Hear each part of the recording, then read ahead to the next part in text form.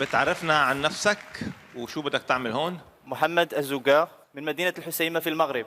أنا اليوم جيت على Arab Got Talent أقدم تجربة جديدة في مجال الرسم.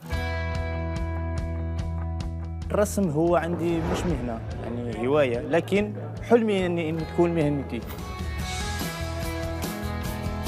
اليوم إن شاء الله غادي نقدم طريقة من الطرق اللي أنا شخصياً ابتكرتها، يعني نرسم من غير فرشة الرسم، من غير ألوان. يعني الطريقة هذه أنا تحديت نفسي فيها. لازم لك يعني تقنية معينة وتركيز أكثر، يعني أكثر من الرسم العادي. شو بدك ترسم على المسرح؟ ولا في مفاجأة؟ لا، مفاجأة. طيب يلا خلينا نشوف.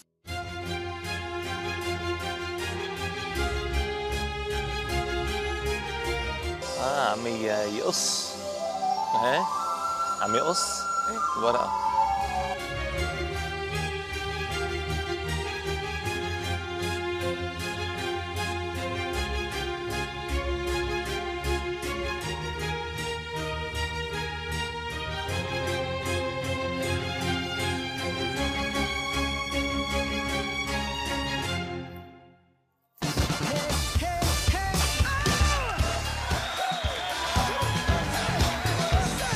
يا سلام، يسترجي حدا يقول لك شيء. رائعة، جميلة ولمساتك أنيقة وفي مهارة عالية. انت روعة ويسترجي حدا يقول لك شيء ثاني. شفت الفوقانية بدها تظبيط بس.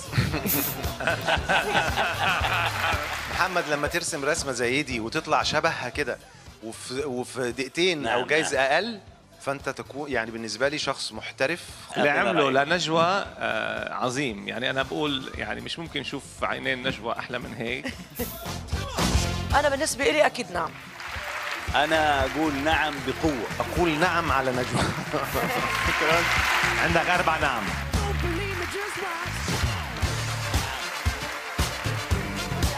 شكرا لك. ربيتك. هروح الحمام واجي بسرعة، ممكن؟